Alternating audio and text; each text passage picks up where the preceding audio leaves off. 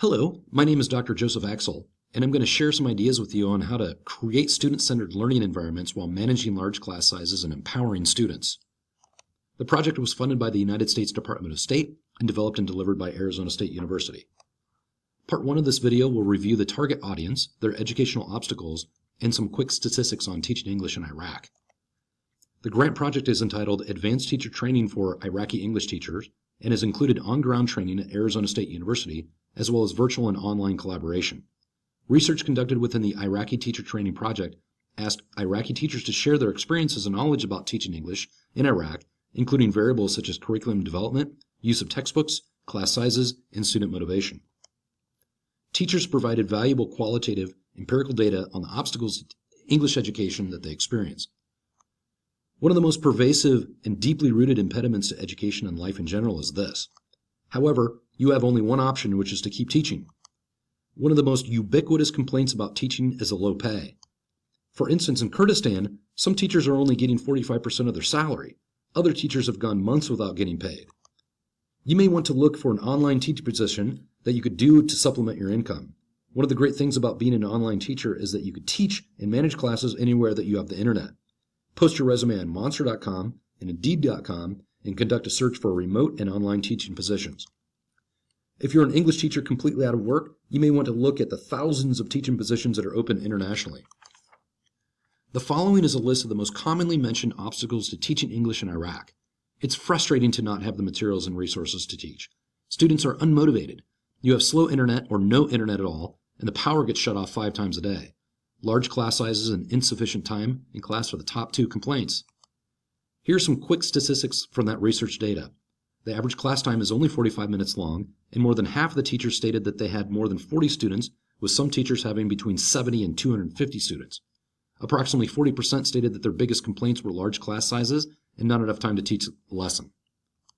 In this section, we'll look at how to make students less invisible, how to manage rosters, and how to elicit and track participation. At the beginning of the semester, I'm always excited to meet my new students and start a fresh new class.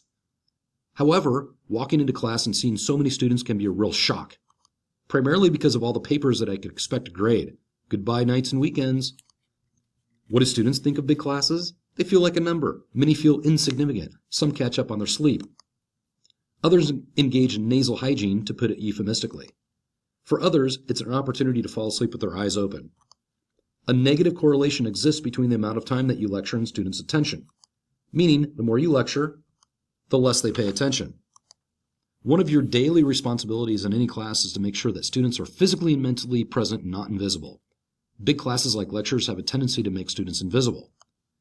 One of the ways to make students visible and to create self-awareness in class is to learn and use their names. When you use a student's name in class, it sparks something in the brain that makes them pay attention. Memorizing their names and faces will allow you to use them in class when you call on students to participate and call on them if they're not paying attention. I usually print out a photo roster and tape it to the notebook for that specific class. On the first day of class, have students make a name tent. Ask them to display their name tents in front of them for at least the first week or so. This will help students learn their classmates' names, and you can take attendance by reviewing the name tents that you see. Speaking of taking attendance in large classes, if you have students write and sign their names on a sign-up sheet, you need to count the number of names on the list and count the number of students present in the class, because students sometimes forge or falsify the name or names of classmates who are not present. One general rule for large class attendance is that every seat equals 1 student. Here's your seating chart. You just need to fill in the names of students. Every empty seat is an absent student. To give students extra motivation to come to class, give pop quizzes randomly throughout the session. Obviously, don't tell them ahead of time when the pop quizzes, as opposed to regularly scheduled quizzes, will be. When it comes to grading papers for large classes, especially those that require correcting for grammatical errors and content, have students review and edit each other's work before submitting the assignments to give you a little help on reviewing them. When you pass the graded papers back to students, make them correctly rewrite sentences that contain errors, which forces them to review and act on their errors. Part 3 will review dynamic classes and eliciting participation from students.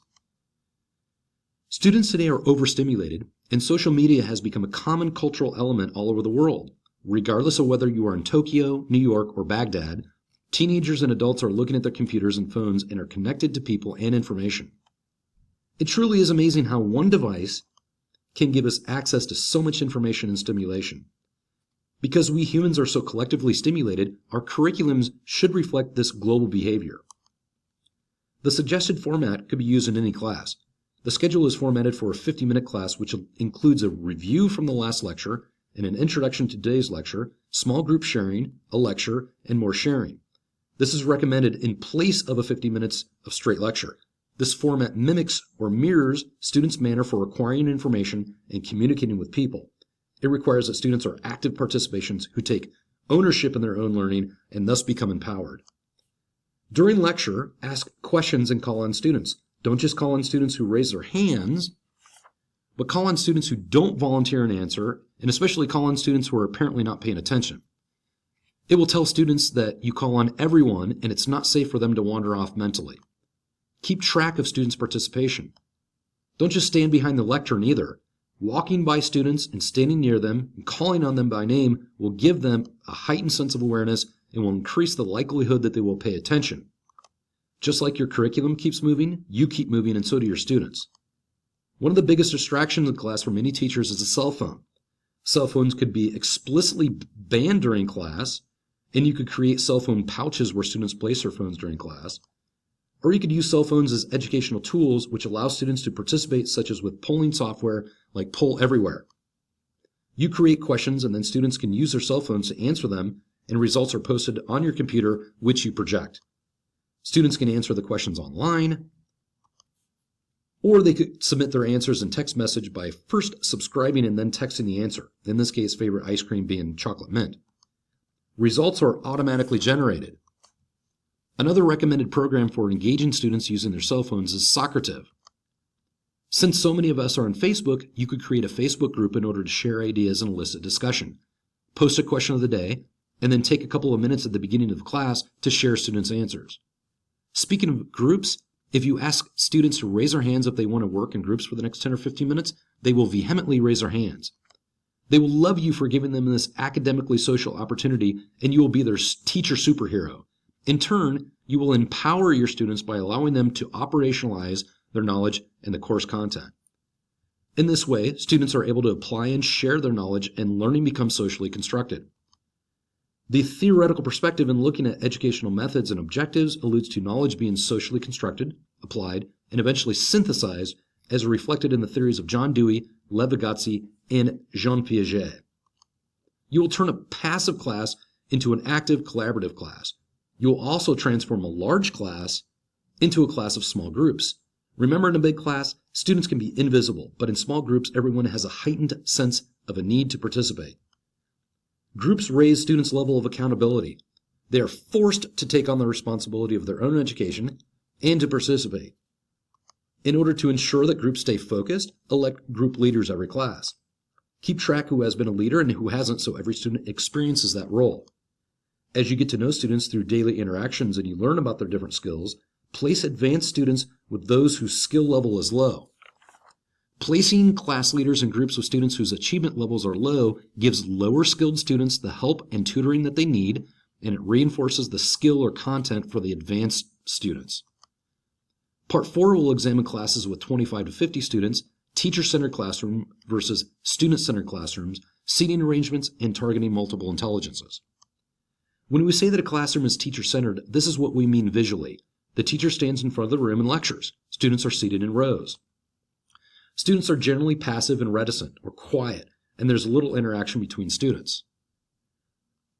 Most of us spent the majority of our own time in school as students in this type of classroom. Students in the front sometimes pay more attention because there's little distance between them and the teacher who is in the front of the room. However, the farther back students are, the more likely they are to be invisible and not pay attention. Placing your classroom into rows is ideal if you need students working individually and not interacting with each other. In contrast to teacher-centered learning, student-centered learning is active as opposed to passive, and the responsibility of learning is placed on the student because the student has to perform and produce, so it raises the level of accountability. Here's a good example of what a student-centered classroom looks like. Students work in groups, and the teacher floats around the room facilitating activities. Student-centered learning is collaborative and project-based. Students and the teacher form a partnership in learning. Students may still work individually, but they also frequently work in pairs and in small groups. There are high levels of metacognition, or thinking about and reflection of thinking and learning. Student-centered learning allows for the synthesis of knowledge and the combining of pieces of knowledge to formulate something new for specific purposes. Student-centered learning engages students in the top levels of Benjamin Bloom's taxonomy in applying, analyzing, evaluating, and creating knowledge. Here's Bloom's taxonomy with a number of online and software resources embedded into each category for you to peruse. Let's take a look at what a student-centered classroom looks like. We have 3 diagrams that represent classroom arrangements that facilitate interaction and group participation. The first is a U-shaped design, the second is a banquet style, and the third is a crescent style. The way that the classroom is physically arranged can enhance and ameliorate or improve teaching and learning. When you have large populations of students and your school does not have the budget nor room to have more classes and more teachers, classroom arrangement can help to foster the academic and intellectual development of your students. Clusters allow for group work, pair work, and individual work. In this picture, group members work together on a project. These arrangements naturally facilitate conversation and collaboration because of students' proximity and position to each other. Where rows prevent students from collaborating, group seating arrangements can facilitate student-centered learning. As you can see in this picture, the teachers walk around the room and advise and answer questions. Students interact with their computers, interact with each other, and interact with the teacher. The semicircle is another option for classroom layout that has a positive effect on verbal participation. The teacher still has her or his front of the room presence, but everyone in the room can make eye contact with everyone else in the room, so no one is looking at the back of anyone's head. Seats can be moved easily to work in groups or of 3 or 4, and there's always the opportunity to work individually. Instead of a top-down model for teaching as characteristic of a teacher-centered classroom, in a student-centered classroom, students are active participants in the center of a dynamic educational environment which includes collaborative learning, authentic activities, guided instruction, and scaffolding, autonomy, and reflection among other variables. Because a student-centered educational environment is active and complex, we need to vary our instruction in order to reach every student. Not all students learn the same. Bodily kinesthetic learners learn by doing or by engaging in hands-on instruction, and the best lessons target several of those learning styles.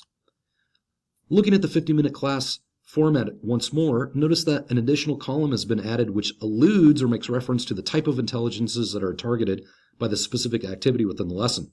6 of the 8 intelligences have been targeted to increase the likelihood that students' learning styles will absorb the academic content of the lesson. In conclusion, remember to vary your lessons and employ a variety of methods which elicit activity and opportunity to try out or utilize the content to which they have been exposed. Look at these kids. 10 minutes ago, they were running around on the playground. Although children need to learn academic disciplines such as sitting in a seat and paying attention, look for ways to activate their brains by stimulating them physically and socially. Get them up and moving. Play a game like Simon Says at the beginning of class or in the middle of class to stimulate their cerebral cortex with oxygen-rich blood. Create action in the room such as standing, reading, writing, analyzing, creating, and collaborating. This picture reflects a highly collaborative learning environment where knowledge is socially constructed and applied.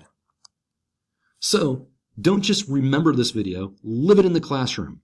Learn and use students' names, keep things moving with dynamic schedule, elect class leaders in each class, and eventually identify advanced students who can work with academically struggling students, rearrange the desks to facilitate collaborative learning, and target the multiple intelligences. Your assignment is simple. Be a super teacher and empower your students. Good luck and thank you. Class dismissed.